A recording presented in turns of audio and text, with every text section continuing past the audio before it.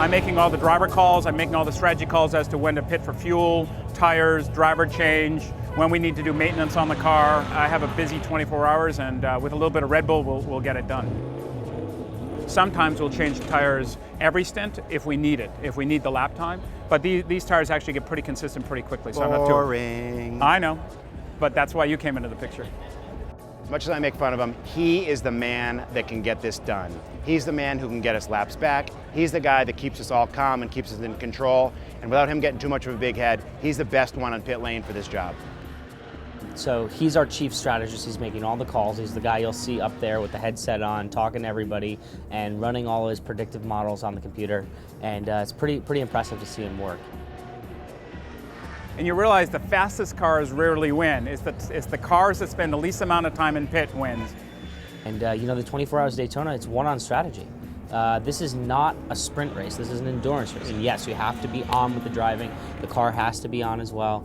But at the end of the day, this is about calls in the pits. We don't know who our competition is until probably 4 hours left in the race. At 4 hours, you kind of reevaluate and say, these are the guys we have to watch out for. These are the guys that are fast. These are the guys that are not making mistakes. At 1 hour, then you really know who your competition is. And I'm assuming it's going to be a gaggle of Porsches. Fuck Porsche. Go BMW. The drivers are all set, the cars are all set, crew's all set, everything's all organized. So now it's not up to us anymore. It's really going to be up to the drivers. It's the calm before the storm. But if you look around, it's hard not to get excited because there's energy around here. There's people, there's fans. I have not seen so many Turner Motorsport fans, BMW fans. The infield's packed. It's going to be tough just to get our cars from the pits onto the racetrack because there's that many people.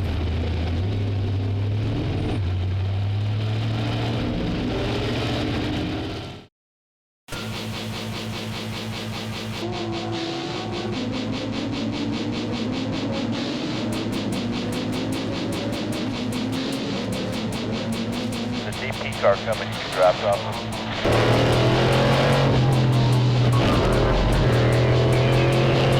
Keep right.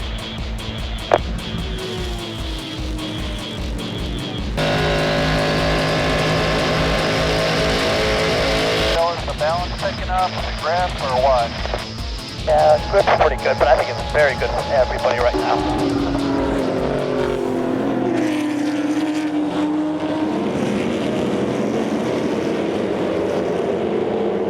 Trying to run less time, but you think about the rear pads a little bit. Nice ball, doing real well. Just keep the pace.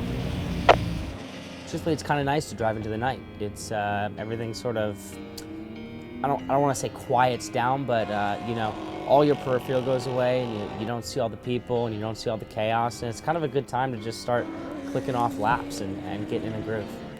These cars are going 175 miles an hour on the banking, and we're doing it at all hours of the night. So it gets pretty hectic, right? There's a lot of cars out there, and if you lose focus for even a split second, you can hit another car, have another car come up and hit you, miss a shift, miss a brake point, and your race can be done just like that. After fuel, call us when reserve comes on.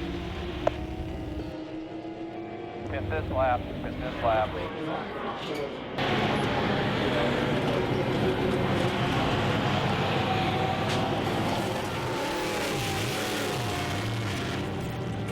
You can feel now people getting tired, and you know, still everybody's going full speed. It's quite tough for us because we are 4 laps back. We are fighting like hell to make up ground, but it's really difficult because the competition is pretty strong here, right? But you can feel also that the car, after 11 hours now, you know, has its little things going on, so you have to start to adapt to the car, shift a little bit different, be more sensitive on the brake and stuff like that. Rolling, we're moving.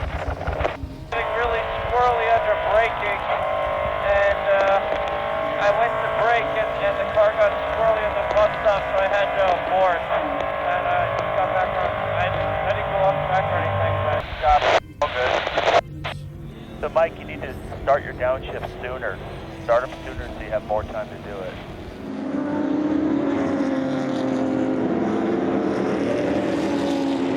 There's a lot of action going on now because it's a pit stop and we haven't had a yellow flag for like 4 hours.